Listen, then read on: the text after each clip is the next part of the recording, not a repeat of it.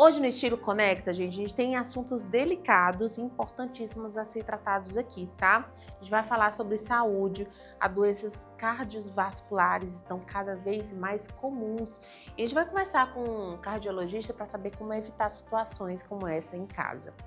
Continuando falando sobre saúde, saiu dados importantíssimos agora em 2026 do IBGE, falando sobre os jovens.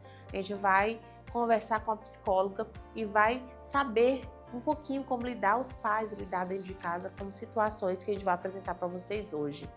Tem também falando sobre a comunidade surda. Oi para vocês, para pedir um oizinho para poder falar sobre a linguagem de Libras. A gente vai também conversar com um profissional, saber como é que a gente pode ajudar essa comunidade. Também tem a continuação da nossa série 129 anos de Floriano, que está muito especial. E também, para finalizar, Circuito Conecta com Marcos Veras, que vai estar aqui, que eu sei que esse quadro vocês são completamente apaixonados. Fica comigo, o Estilo Conecta está no ar.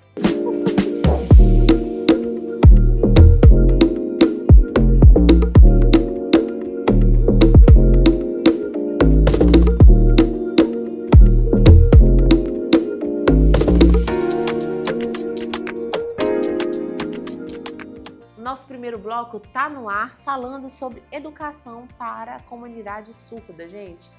A linguagem de Libras é muito importante e tem profissionais que se dedicam a isso, esse público que tanto precisa, né?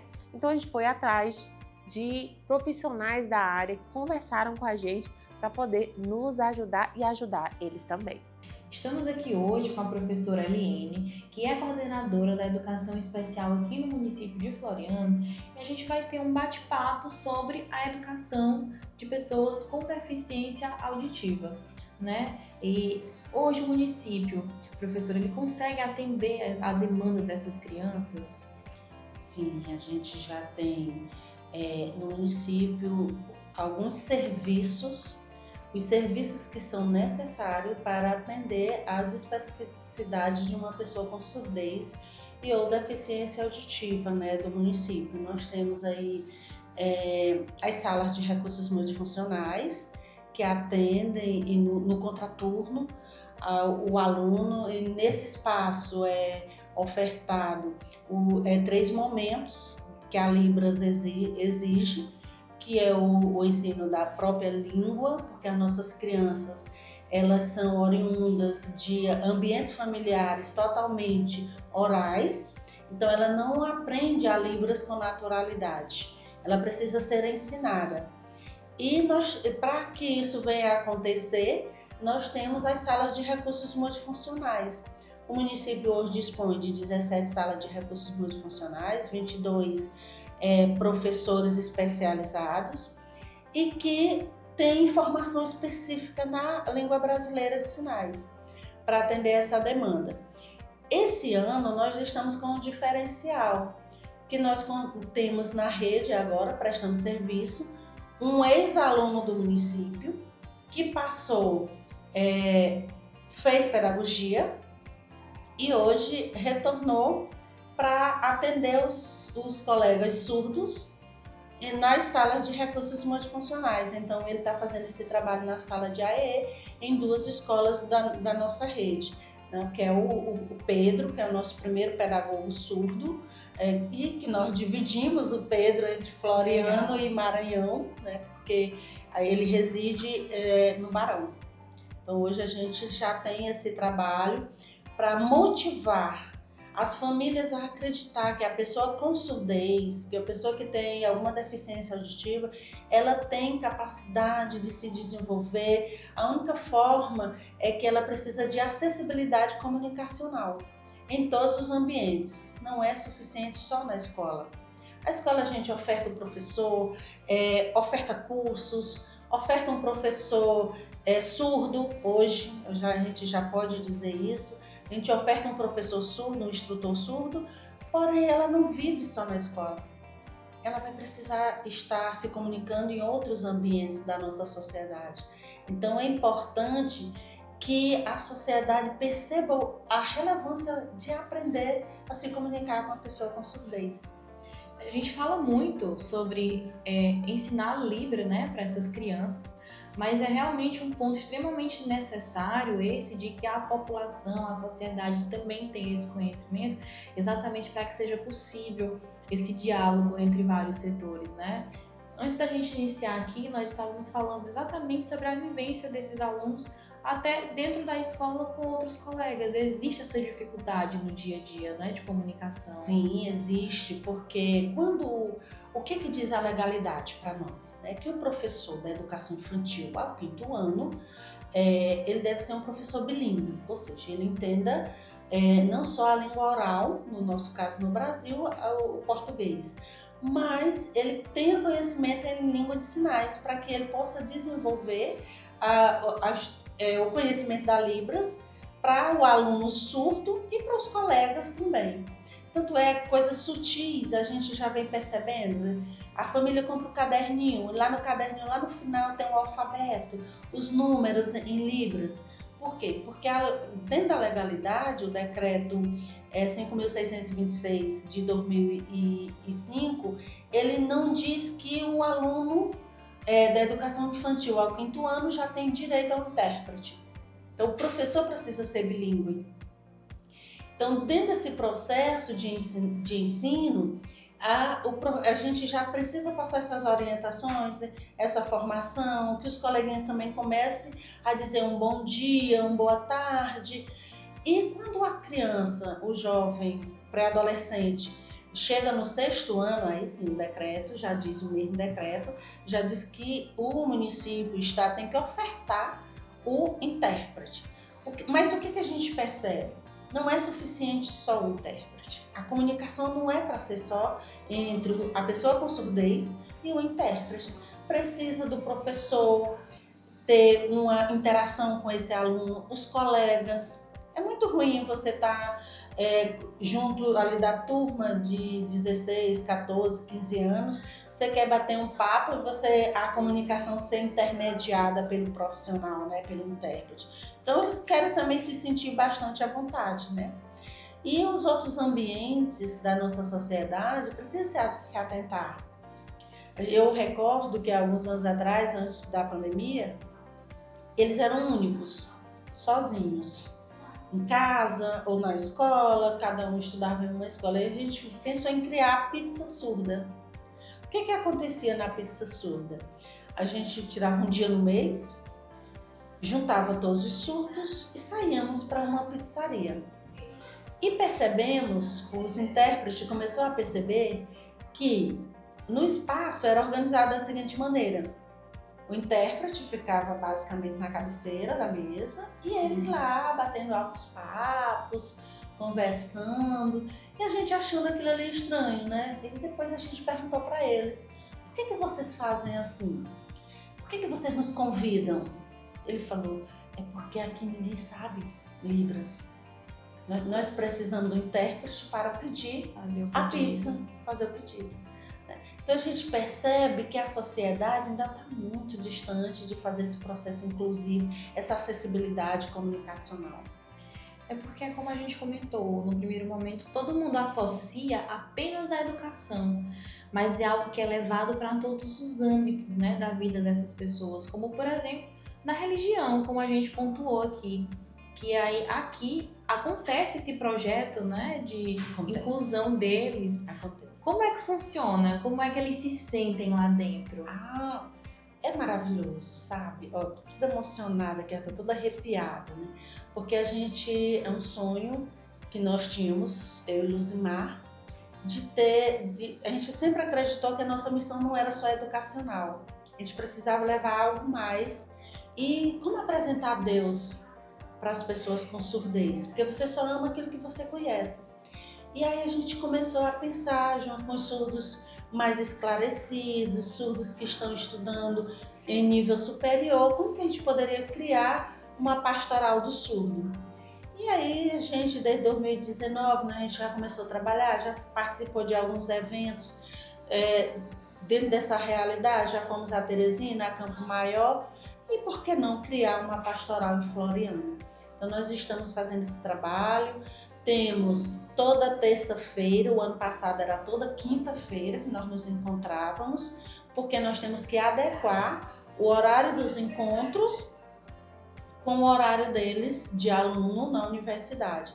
Então, o ano passado eles tinham livre a quinta, então os encontros eram na quinta, aconteciam na quinta-feira lá na diocese. Nós temos um orientador espiritual que é o Frei James, e esse ano o horário deles mudou. Como mudou, nós ficamos toda terça-feira. Toda terça-feira a gente se encontra, faz partilha, tem um momento formativo. E o que a gente percebe? Está fluindo. E o que a gente descobriu? Que nossos surdos, eles não têm os sacramentos. Nós estamos catequizando os surdos para que futuramente nós tenhamos esse grande momento em Floriano, de muita alegria, de batismo, de primeira Eucaristia, de crisma, de casamento. Nós temos surdos que têm filhos e eles sonham em se casar, mas se casar tendo uma cerimônia mais adequada, onde aconteça em língua de sinais, onde a língua deles seja respeitada, a forma de comunicação seja mais acessível. Seria algo totalmente inédito por aqui, um acontecimento, né? Porque verdadeiramente. Assim, em 2016, mais ou menos, teve uma primeira Eucaristia, mas para cumprimento. Já são adolescentes, precisam fazer. Mas uma catequese mesmo, que leva 1 ano e pouco, 2 anos, para que eles se formem, para que eles conheçam os sinais da Libras, conheçam as parábolas, conheça realmente os ensinamentos que o Senhor traz para a gente. Eles estão vendo isso agora. Então nós estamos organizando esse momento para que ou no final do ano, no início do próximo, na próxima Páscoa, a gente esteja aí fazendo esse momento tão esperado, não só para eles, para mim também, para a Luzimar, que é uma pessoa que sonhou, para os outros intérpretes que a acompanham. E aqui a gente deixa esse pedido para a sociedade, né? Que a sociedade não ache só uma língua bonita.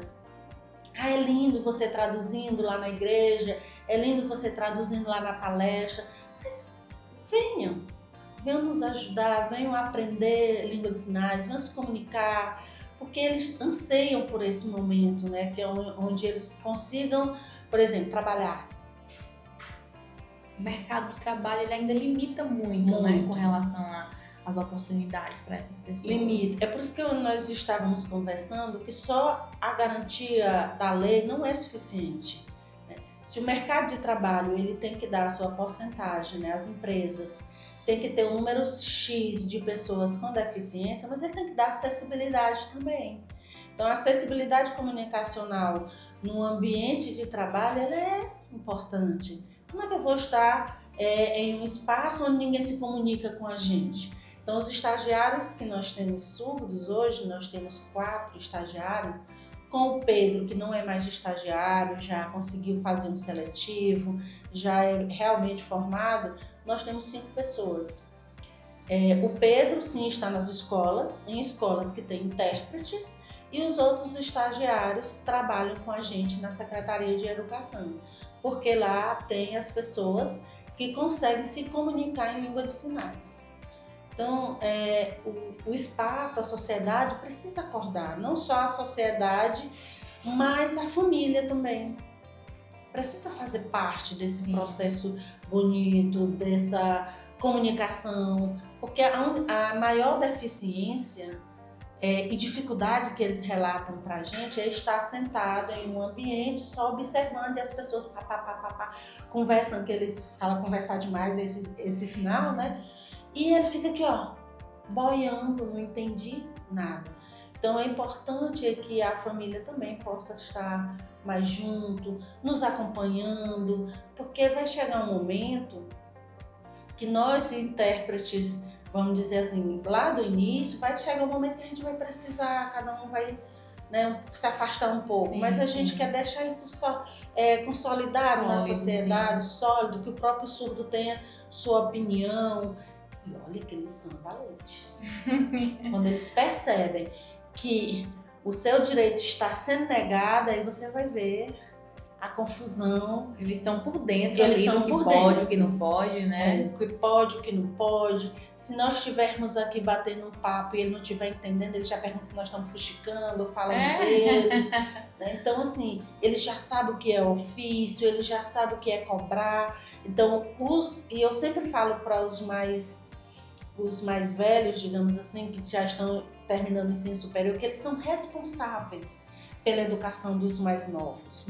Então, que eles terminem o curso e possam estar engajados na sociedade para que as outras pessoas com surdez, as crianças, possam se desenvolver de uma forma mais tranquila do que a deles. Porque não pense que foi fácil. Né? O processo, nós estamos vendo aqui hoje, existe a lei, existe a legalidade, mas é como ele mesmo diz, eu tenho direito a uma consulta em particular. Cadê a acessibilidade? Eu preciso de um intérprete. Eu tenho direito a chegar, digamos, em qualquer outro espaço, em uma loja, fazer minha compra tranquilo, porque eles fazem isso. Eles vão para a rua, compram suas coisas, se divertem, vão para a festa. Então, assim, hoje a gente já não acompanha mais, como eu falei lá no período da pizza surda. Hoje eles já são livres, mas eles chegam relatando para a gente a dificuldade de comunicação que é nos diferentes espaços.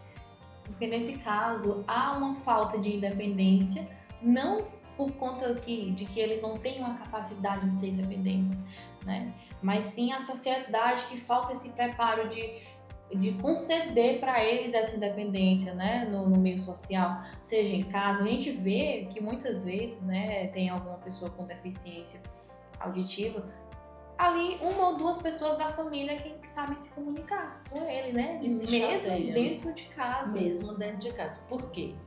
Libras é diferente da sinalização, digamos, caseira que eles têm. Um a contar. Língua, a Libras, ela tem uma estrutura, ela tem gramática própria. Então, assim, se eu te comunicava dizendo que esse sinal aqui é papai, na Libras tem esse sinal que diz que é pai e esse sinal que diz que é mãe. Né? Então, assim, há uma diferenciação daquela linguagem mais caseira para uma linguagem estruturada. Qual é a maior dificuldade do surdo? É a língua portuguesa, escrita, mas ele precisa aprender. Porque a mesma lei que diz que a Libras é um meio legal de comunicação deles, ela diz que ele precisa aprender o português escrito. Então, dentro da educação dos surdos, na sala de aula, nós temos que trabalhar o português escrito para ele aprender a estrutura, porque ele mora em um país que tem duas línguas oficializadas. Então, é a língua oral e a Libras. Então, ele precisa aprender o português escrito, não tem o que fazer. Só que ele sente a maior dificuldade.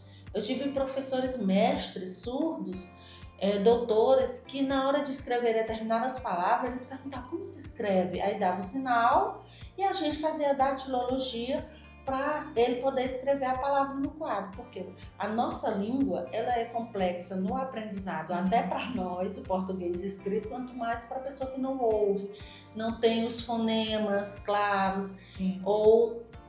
Então a gente precisa fazer esse trabalho, eles também precisam se sentir motivados, porque nós temos muitos surdos que estão em casa, que não fazem parte. Olha só o quanto é complexo esse tema, não é, da educação de pessoas surdas. E a gente vê que quanto mais o tempo passa, muitas inovações acontecem, novos métodos são implantados em escolas e demais instituições, mas ainda assim é perceptível o quanto existe uma falta para esse pessoal. Verdade. Né? Nós estamos em 2026, em 2024, dia 23 de abril, nós fizemos um evento na Praça Dr. Sebastião Martins, mostrando a história da educação do surdo em Floriano. Foi colocado tendas e a gente percebia que a sociedade passava muito distante. Olhava, mas poucos chegavam para tentar entender. É realmente um tema muito complexo e falta essa abertura da sociedade. com relação a esse ponto de que as pessoas neste evento não procuraram muito interagir, porque a gente vê que as pessoas às vezes têm vergonha porque também não sabem se comunicar, né? Então é necessário, apesar de tudo, apesar da lei, apesar de a gente ver os programas com os intérpretes, que tanto a sociedade tenha essa consciência, como também o poder público aumente, amplie as possibilidades para que as pessoas possam oferecer para esses deficientes essa autonomia que eles tanto precisam. Não porque eles não tenham aprendido, mas porque a gente que não aprendeu para se comunicar com eles. É verdade. Então a gente deixa aqui nossos agradecimentos. É um tema relevante, Libras realmente, como ela fala com o corpo, quando nós estamos sinalizando, é o corpo todo que fala. Então, é emocionante, né? Então, que a sociedade, as políticas públicas possam evidenciar cada vez mais essa divulgação da Libras no sentido de formação de todos os profissionais, não só da educação, porque essas pessoas estão em todas as áreas, né? Então que a gente possa ter esse olhar mais cuidadoso e que Libras é muito bonito, mas é uma língua, a comunidade surda necessita.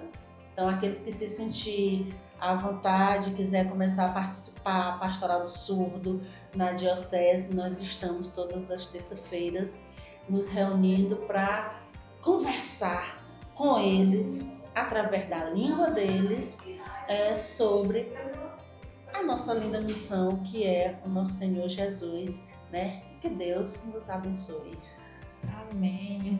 No próximo bloco, a gente vai falar dar continuidade, na verdade, à nossa série 129 anos de Floriano, e tem muita coisa boa vindo por aí. Fica aí que eu volto já.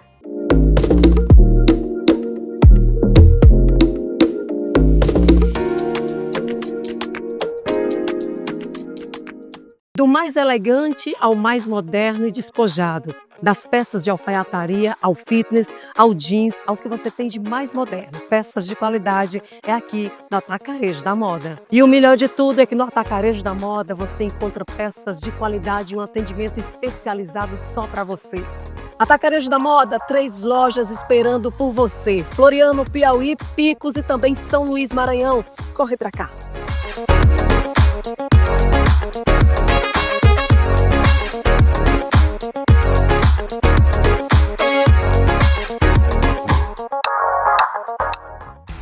Ano novo, vida nova e, claro, Fiat novo na sua garagem. A Fiat Santa Clara começa 2026 com ofertas imbatíveis e veículos 0 km com 3 anos de garantia para você. Para quem busca conforto no varejo, Cronos Drive a partir de R$ 96.980.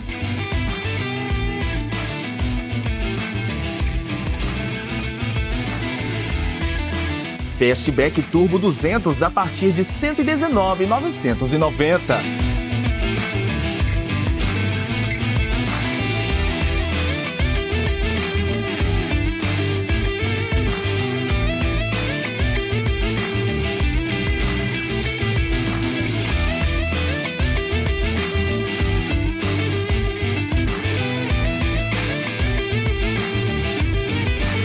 Fiat Argo Track automático com banco de couro a partir de R$ 105.908.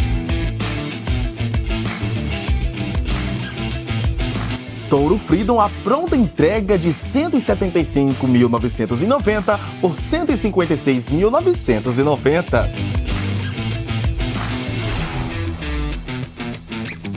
Fiat Toro Diesel com desconto de até 17% para você começar 2026 com carro zero na sua garagem.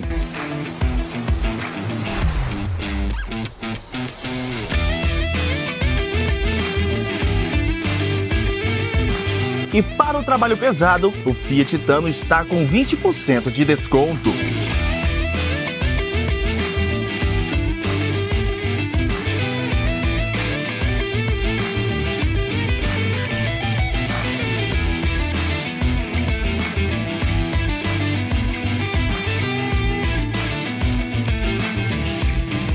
E tem mais, o Pulse Drive sai a partir de R$ 101.990. Aproveite!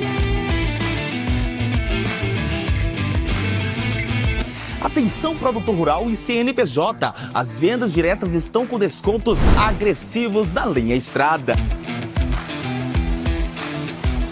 E para você, CPF ou pessoa física, o queridinho Mobilike sai a partir de R$ 69.980. Não perca tempo! Ano novo de carro zero é aqui, porque a Fiat Santa Clara é a sua melhor opção.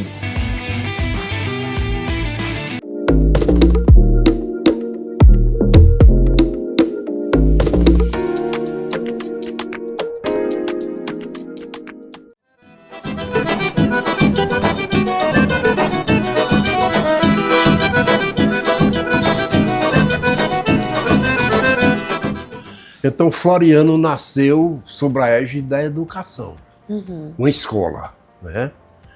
Essa escola, ela tinha como objetivo educar, alfabetizar os filhos dos escravos beneficiados pela Lei do Ventre Livre, de 1871, e ensinar uma profissão para eles também.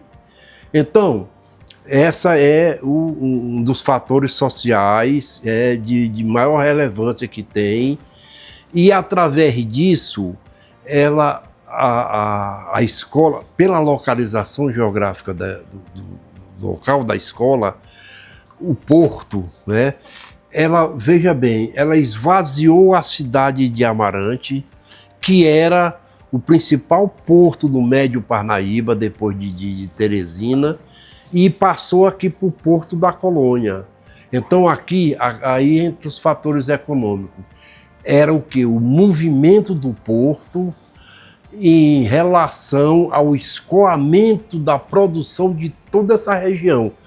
Em que momento, professor, Floriano deixa de ser apenas um núcleo rural e passa a se estruturar como cidade, né? A gente já está falando aqui do primeiro prefeito, de Floriano. Exatamente no ano de 1890, quando a Vila da Manga, a sede administrativa da Vila da Manga, é transferida para a colônia.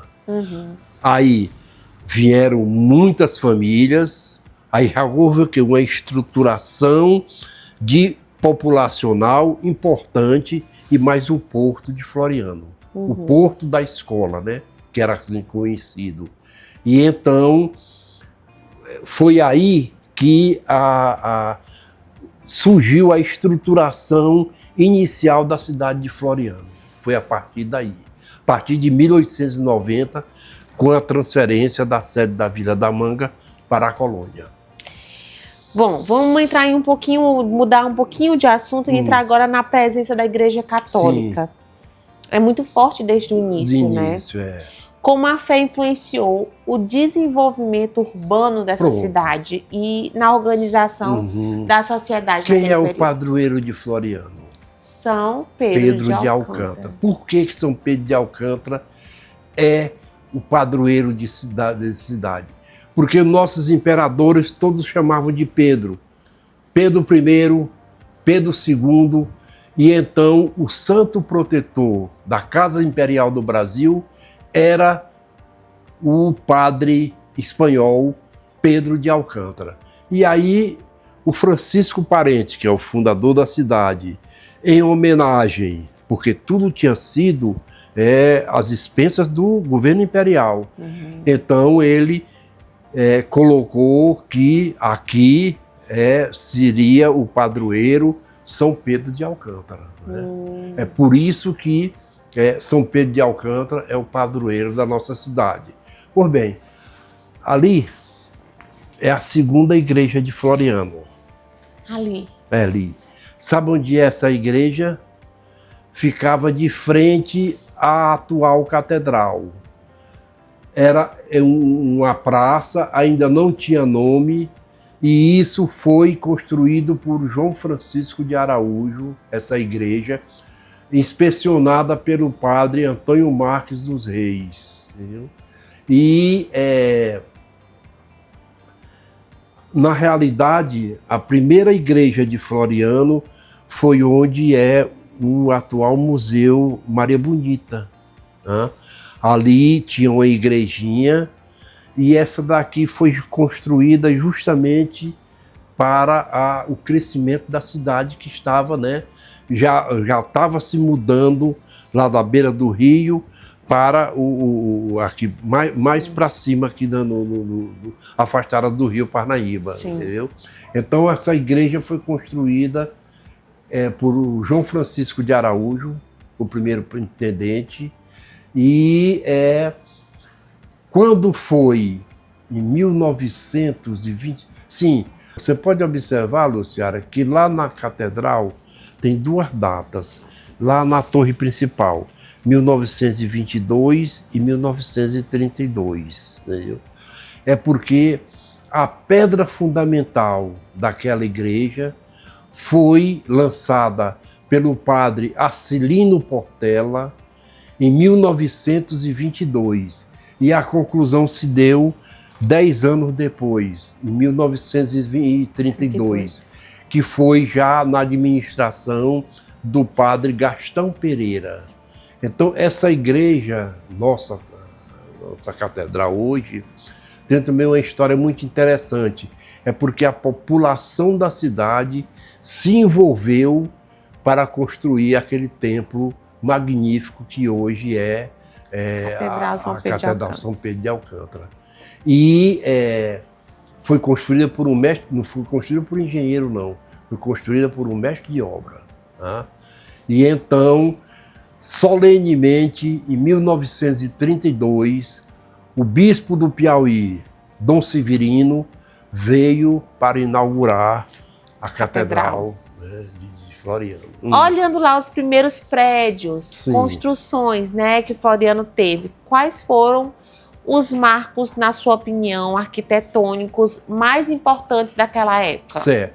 Então, 3 estão ali na beira-rio. O primeiro, claro, é o estabelecimento rural São Pedro de Alcântara, que inclusive o prefeito atual está empenhado em, até o fim de seu mandato, ele fazer uma restauração completa e dar uma finalidade cultural para aquele prédio.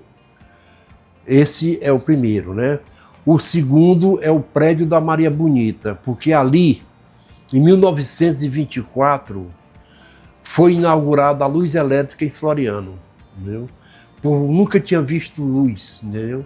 E era tudo, à noite saía uma pessoa para acender meu nome, meu Deus.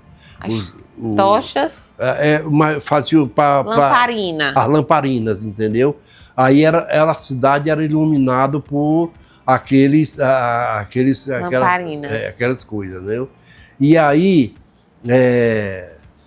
então, o prefeito da cidade, naquela época, chamava-se Antônio de Areia Leão. E ele, então, resolveu que Floriano teria a luz elétrica. Comprou o motor e no dia 24 de fevereiro de 1924, em comemoração ao aniversário da Constituição Republicana do Brasil, o povo de Floriano, pela primeira vez, presenciou a luz. Diz que foi uma festa magnífica na beira do rio. 1924. 1924. Foi a inauguração da luz elétrica. E aí recebeu esse nome, né, carinhoso de Maria Bonita. É o lampião, sim, o lampião, né, que acendia à noite, né? E o lampião, o pessoal associou ao lampião da Maria Bonita do Cangaço, né? E a usina passou a se chamar Maria Bonita. Maravilha, né? que maravilha. Na sua opinião, quais edificações históricas, né, que estão preservadas hoje, ajudam a contar essa história e o que elas revelam do passado ali de Floriano? De Floriano. Por bem, faltou, eu citei 2 da Beira Rio, faltou a terceira. A terceira é onde hoje tem aquele restaurante chamado Zé do Flutuante.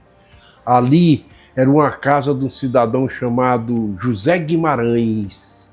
É porque o Francisco Parentes, quando ele comprou essa área dessa fazenda Bom Jardim, ele disse que não podia ser construído casas ali no que ele chamou de área, entendeu?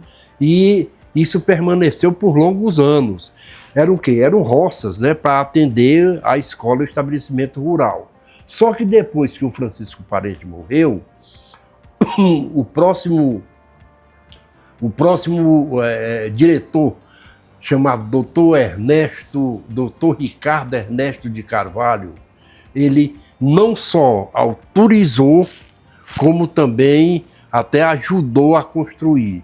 Aí aquela casa desse senhor José Guimarães foi a primeira casa residencial dentro da área do estabelecimento rural São Pedro de Alcântara. Quer dizer, é uma casa histórica, né? Que ninguém pode mexer ali, inclusive, exatamente. Né? Ninguém pode mexer porque faz parte da história da cidade. No próximo bloco, a gente vai tratar sobre um assunto importantíssimo com cardiologista, que são as doenças cardiovasculares. Não sai daí, que eu volto já.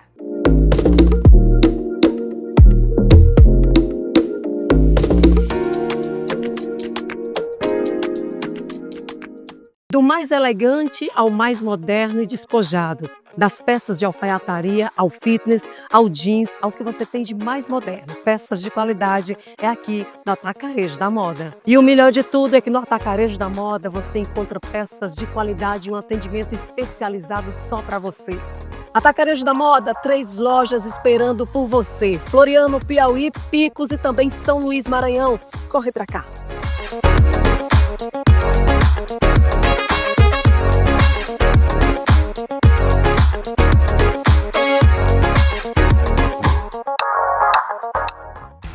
Ano novo, vida nova e, claro, Fiat novo na sua garagem. A Fiat Santa Clara começa 2026 com ofertas imbatíveis e veículos 0 km com 3 anos de garantia para você. Para quem busca conforto no varejo, Cronos Drive a partir de R$ 96.980.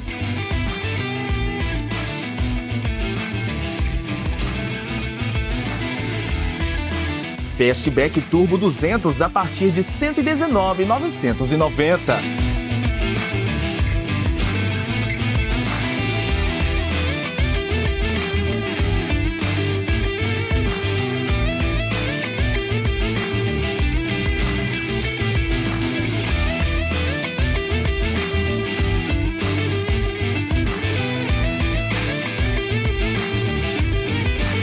Fiat Argo Track automático com banco de couro a partir de R$ 105.908. Toro Freedom a pronta entrega de R$ 175.990 por R$ 156.990. Fiat Toro Diesel com desconto de até 17% para você começar 2026 com carro zero na sua garagem.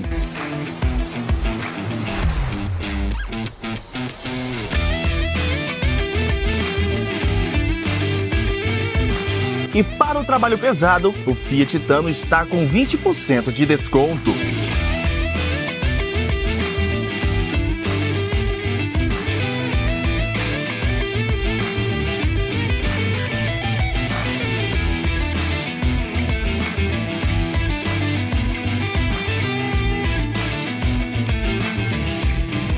E tem mais, o Pulse Drive sai a partir de R$ 101.990. Aproveite! Atenção, produtor rural e CNPJ, as vendas diretas estão com descontos agressivos da linha Estrada. E para você, CPF ou pessoa física, o queridinho Mobilike sai a partir de R$ 69.980. Não perca tempo! Ano novo de carro zero é aqui, porque a Fiat Santa Clara é a sua melhor opção.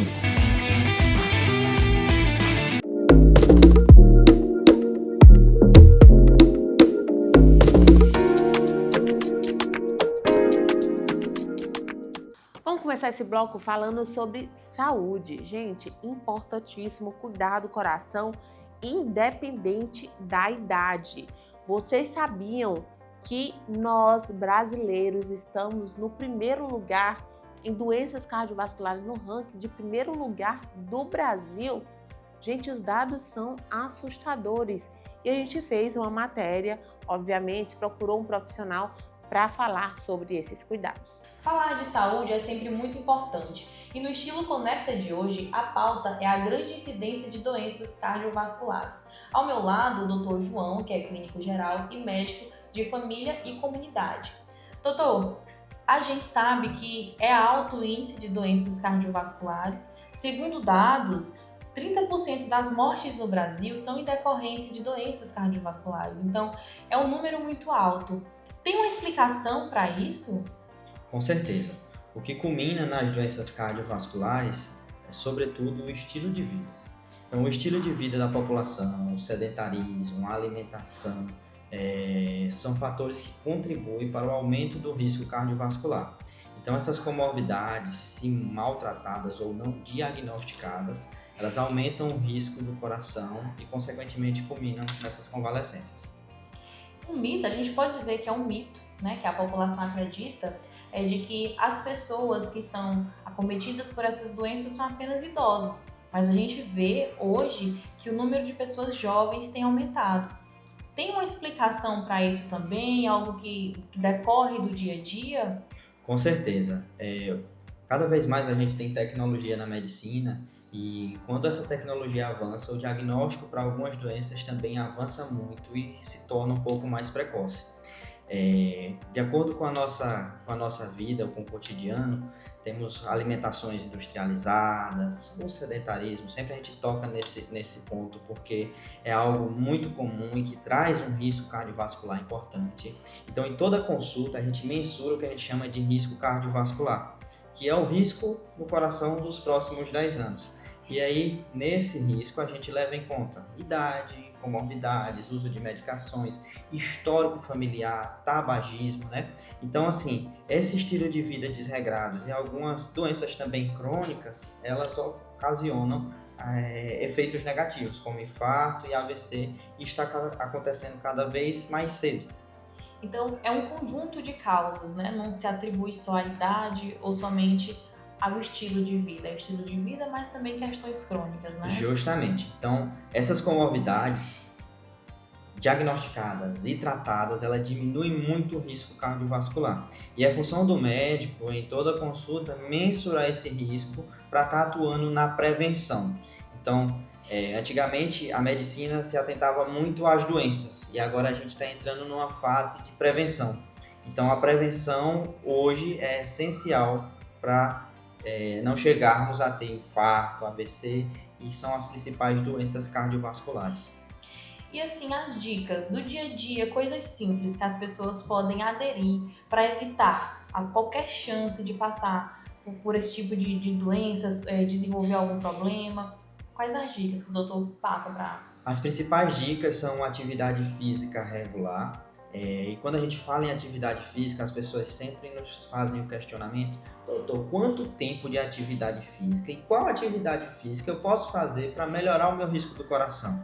Então, diversos estudos chegou-se no valor de 150 minutos por semana. Se a gente dividir nos 5 dias da semana, nos 5 dias úteis, dá meia hora por dia. Então, meia hora por dia de uma atividade física como uma caminhada é algo muito simples que dá para todo mundo adaptar na sua rotina e que já tem impacto positivo na redução do risco cardiovascular. Então, atividade física e a alimentação balanceada são os principais motores ali para a gente evitar uma doença do coração. Doutor, e os sintomas? Existem muitos sintomas claros ou ela é uma doença mais silenciosa? Como é que ela costuma ser na maioria dos casos? Doenças que afetam o risco do coração, que são doenças cardiovasculares, como hipertensão e diabetes, são doenças silenciosas. E são doenças que é necessário o acompanhamento contínuo. Então, quando o paciente vai ao médico, toda vez a gente afere a pressão, solicita os exames necessários, com esse objetivo, de ver aquilo que a gente não consegue enxergar com os olhos, né? Os sintomas principais são dor no peito, cansaço aos esforços, palpitações, são sintomas mais típicos que chegam no consultório evidenciando uma doença cardiovascular. Então, além dos cuidados do dia a dia, como atividade física, alimentação, é interessante que a população tenha consciência para sempre buscar os médicos, fazerem exames. Essa é a orientação principal, não é? Essa é a orientação principal. Como orientação geral para a população, a gente deixa aquela consulta anual. A partir do momento que o paciente tem algum diagnóstico de algumas comorbidades, como hipertensão e diabetes, esse acompanhamento passa a ser um pouco mais contínuo, né? Então, a depender de cada paciente, 2 meses, 3 meses, 6 meses. Então, esse acompanhamento é feito conforme as consultas anuais. Vamos para o intervalo comercial e na volta a gente vai continuar falando sobre saúde. Não sai daí, que eu volto já.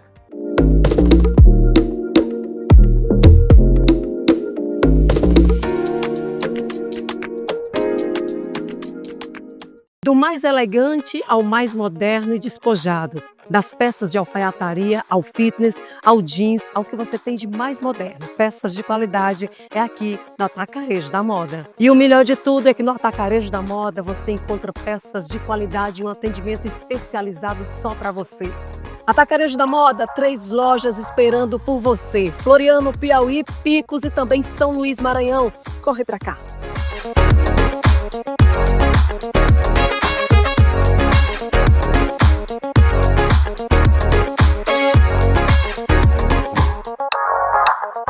Estamos de volta em Estilo Conecta para falar sobre um assunto delicado, tá, gente? Continuar falando sobre saúde, dessa vez dos jovens.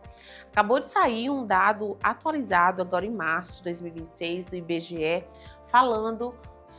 trazendo dados alarmantes, na verdade, sobre os adolescentes, que eles, dentro de 13 a 17 anos, acabam relatando uma tristeza profunda. E aí a gente pega e vai conversar com uma psicóloga para saber como que os pais tentam e devem lidar com situações como essa em casa. Então, vamos conferir. Oi, gente! Matéria muito importante no Estilo Conecta. Hoje a gente vai falar sobre saúde mental, principalmente voltada para os adolescentes. Dados que saíram agora em 2026 de uma pesquisa que aconteceu em 2024. Tem dados importantes e alarmantes, tá? Hoje eu estou aqui com a doutora Eveline Carvalho, que é psicóloga. Doutora, a gente tem algumas perguntas para fazer para a senhora, para a gente até poder orientar também os pais. Bom, os dados da pesquisa, como a gente já veio conversando, mostram que as meninas apresentam um índice muito maiores de tristeza. Na prática clínica, que a senhora pode falar para a gente quais fatores emocionais e sociais mais pesam para que elas sejam mais afetadas? Bom, esse dado é concreto, né? A gente acompanha, inclusive, na prática cotidiana isso.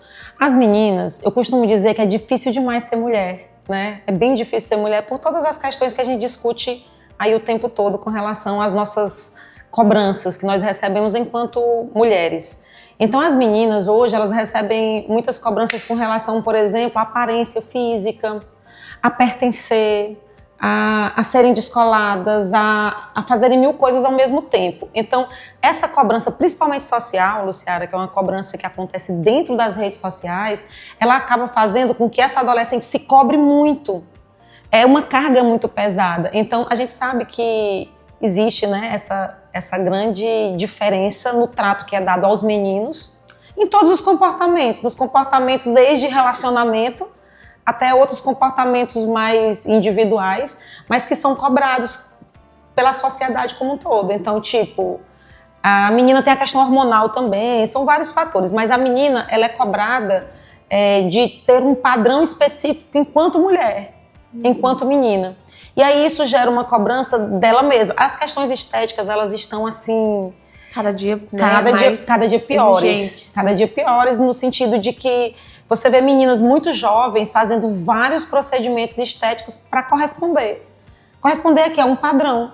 É estar ali no mesmo nível que outras meninas estão ou que outras mulheres estão. Só que você que trabalha com internet sabe, a internet é uma coisa, a vida real é bem diferente. Mas meninas têm tendências maiores por outros fatores. Eu estou pegando só um recorte, que é o recorte dessas cobranças que são muito grandes em cima da menina só por ser mulher mesmo, de fato.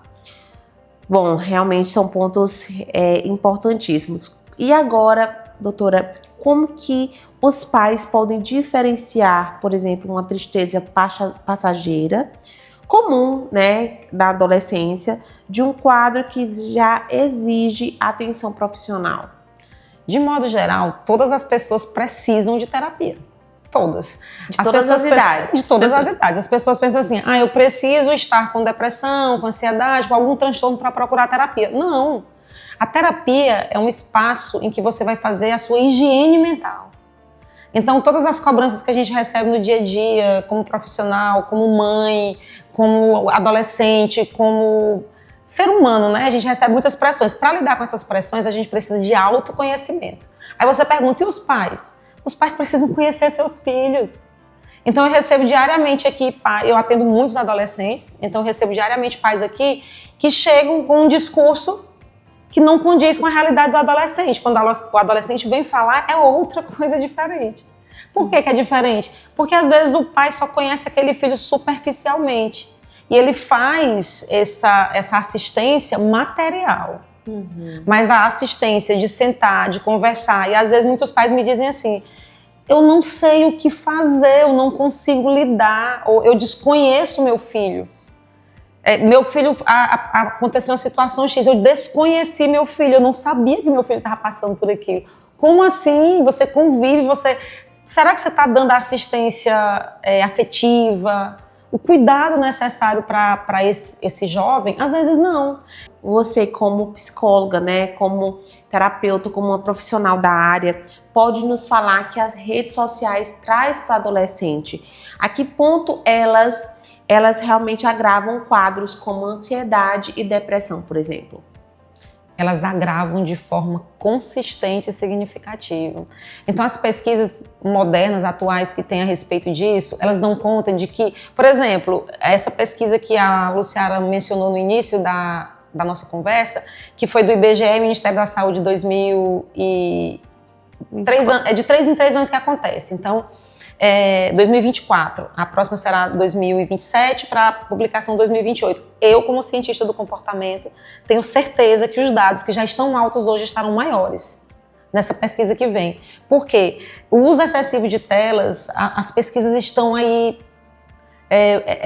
crescendo de uma forma bem concreta e todas se encaminhando para o mesmo diagnóstico. Há um tipo de adoecimento causado, que vai desde o excesso de luz, de informação. O Instagram, por exemplo, os adolescentes, eles passam ali os stories muito rápido e aquilo gera um comprometimento neurológico. Eles assistem coisas instantaneamente, então aquilo tudo é muito ansiogênico. Eles não têm paciência mais de escutar um áudio, nem de ligar para ninguém, tudo é no automático, na velocidade máxima. Então tudo isso... Eu estou com uma pesquisa, inclusive, atualmente, com uma aluna minha da UESP, sobre o uso excessivo de telas entre adolescentes. E os resultados se encaminham para um dado assustador, né? Um adolescente, por exemplo, que ele passa mais de 5 horas... Essa pesquisa de 2024, ela testou que muitos passam aumentou, mais de 80%. O tempo que os adolescentes permanecem nas telas, né? Da pesquisa de 2024. Aí tu imagina uma que vai ser feita em 27. Porque só tem aumentado. Então, o que acontece? Essa pesquisa que eu estou fazendo é uma orientação de TCC da UESP e a gente está assustada, assim, eu me orientando com tantas informações perigosas para a saúde mental das pessoas. Só que as pessoas, elas estão o adolescente hoje, o celular não é um acessório, ele é uma parte dele. Ele não fica sem o celular. Então tem diversos casos de adoecimento, de agressividade, o adolescente fica desesperado se ficar sem o uso do aparelho, abstinência. Então é muito importante também os pais incentivarem e apoiarem a busca por ajuda. Como eu estou dizendo, a terapia não é para quem está adoecido, não, quem tem só transtorno de ansiedade ou depressão. A terapia é para todas as pessoas. Você vai ter um espaço seu para você falar sobre você. Olha que maravilha. É o espaço em que ninguém vai estar te julgando, ninguém vai estar te interrompendo, vai deixar que você se expresse e que você seja ouvido, acolhido e que você se conheça, você vai se conhecendo nesse processo. É um autoconhecimento necessário. Saúde mental é tudo. Você pode estar fisicamente perfeito, tá lindo, tá...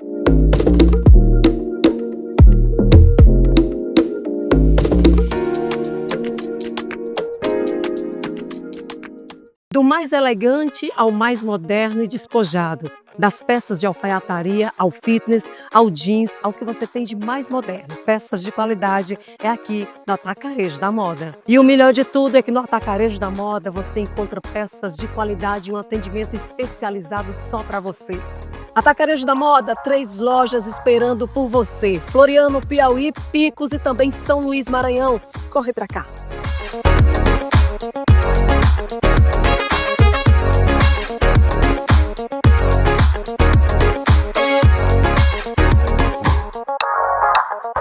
Estamos de volta com ele, que esteve ali, gente, com o maior DJ do mundo, quiçá do universo, aquele homem, gente, pelo amor de Deus. O que foi aquele show de Alok, Marcos Eras? Inclusive, hoje no quadro eu não vou falar de outra coisa.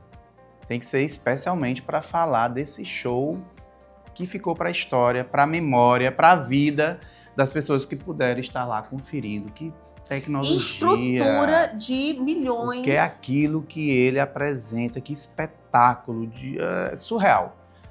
Muito para cima, um show maravilhoso, ele interage bacana também, grandes estruturas, assim, são vários espetáculos que a gente pode presenciar num só. Eu sempre digo que não é só um show o dele, é realmente um espetáculo, que ele faz que acaba encantando a gente também, Não é à toa que ele faz no mundo inteiro. E Teresina, o Piauí, todos nós ganhamos esse presente para ele trazer o mesmo show para cá. Você sabe que esse show é o 3º show que ele faz no Brasil, tá? Então, ele estava vindo da Ásia, fazendo uma turnê na Ásia e veio direto para Teresina com esse mesmo show, trazendo pra gente. A gente via assim as pessoas impactadas com o que estavam vendo. E claro que o Circuito Conecta estava lá. Eu quero ver imagens, meu amor. Circuito Conecta é VIP. Imagens, eu quero imagens. Claro que a gente prepara tudo isso com muito amor para trazer o melhor para vocês e vocês vão conferir agora. Olha quem eu achei aqui no show da Alok.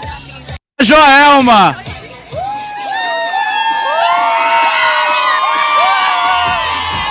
Agora nós queremos tá fazendo aqui no show da Alok? Porque eu sou representante da Pirâmide, meu nome é Áurea. E por que você veio caracterizada de Joelma? Pra poder me observar e me chamar, pra nós fazer o show junto. Mas você é fã da Joelma ou do Alok? Os dois, mas da Joelma principalmente, que além de ser sósia, eu sou muito fã dela. Você é de onde? Eu sou de União, no Piauí. Preparada para curtir o show da Alok e para chamar a atenção dele, para ver se ele vai falar com você? Preparadíssima. Me chama aí, simbora! Pois joga aí o cabelo da Joelma.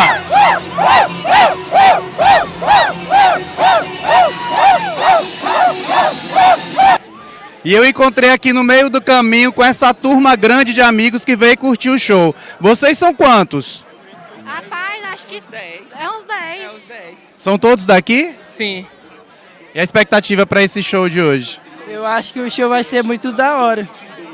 Você gosta do Alok? É fã do Alok ou veio só por causa da folia? Vim por causa da folia e também porque eu sou muito fã da Alok. Eu conheci ele no Free Fire, mas aí agora eu tô aqui vendo pela primeira vez, especialmente, o show dele. Pois a turma toda vai curtir juntas, né? Ora não. Depois que eu fiquei sabendo que o show da Alok foi cancelado, eu fiquei puta, só desculpa o palavreado. Porque nós ficou um mês esperando por esse show. Oi, a gente comprou um look, fez cabelo, meu cabelo molhado ainda. Pagou cílio, pagou maquiagem. Ok, pagou foi tudo. Pagou Uber 70 conto. Mas tá valendo. Com chuva, sem chuva, vai valer essa noite, né? Vai valer com certeza, porque eu tô aqui pra aproveitar. E vai ser muito massa, com certeza. Porque ela não quer perder nada, ela quer ficar pertinho do Alok, pertinho aqui da Pirâmide. Sueli, você tá aqui desde que horas? Eu e minha irmã chegamos aqui 9 horas. Vale a pena todo esse esforço, tá aqui esperando a grande hora? Sim, vale sim. deixa eu explicar um motivo que eu estou aqui. Eu conheço o trabalho da Alok através dos meus filhos, que gostam muito do trabalho dele, né? E aí eu estudo aqui em Teresina, não só daqui de Teresina, uma coincidência. Aí fiquei sabendo que tinha o show dele e decidi vir. Você é de onde? Eu sou de Conceição do Canindé, centro-sul do Piauí, a 460 quilômetros daqui. Pois você vai contar para seus filhos tudo o que aconteceu, essa experiência que você vai ter hoje à noite, né? Sim, vou, com certeza, com certeza. E ele também toca muitos ritmos, que é da nossa região, né? O centro-sul do Piauí, ele é divisa com Pernambuco, então aquele batidão dele é muito interessante. Aí foi um dos motivos que eu vim. Curta bem essa noite. Muito obrigada, terminou, pra casa.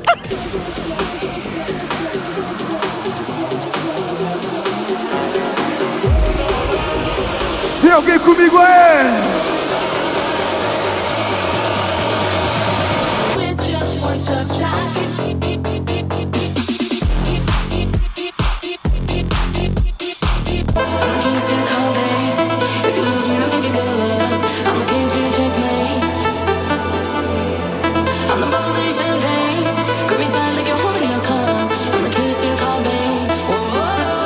Preparou um negócio pra vocês aqui, ó.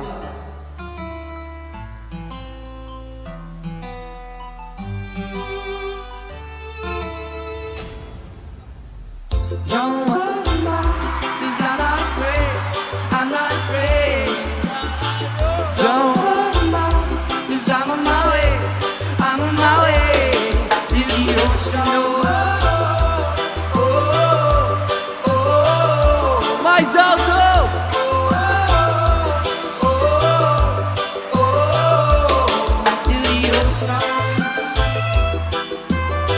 Lindo demais!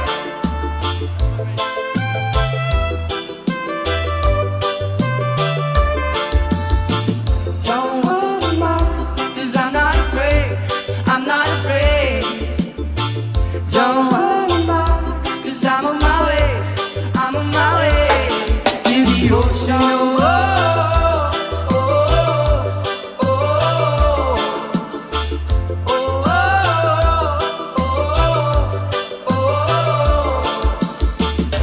Vamos encerrar mais uma vez com, né, ainda...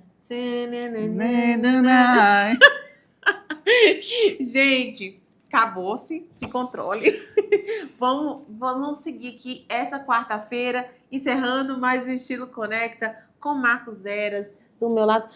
Eu só podia encerrar o programa todos os dias contigo, né? Por favor, até porque eu tô com saudade ainda, né? Da sua presença, né? da sua energia. Não tem. Não, E eu tô não sabendo matamos que a vem saudade, novidades por aí, Vem muitas novidades por aí. Aguardem. Aguardem, gente. Tem muitas novidades aqui nos nossos Instagrams aí. A gente vai trazer muita coisa boa para vocês. E próxima quarta a gente tem mais um, né, programa vindo aí às 9 às 10 da manhã. Toda quarta-feira a gente tem um encontro marcado. Então, até a próxima quarta. Um beijo meu. Beijos. E do Marquinhos Veras. Tchau!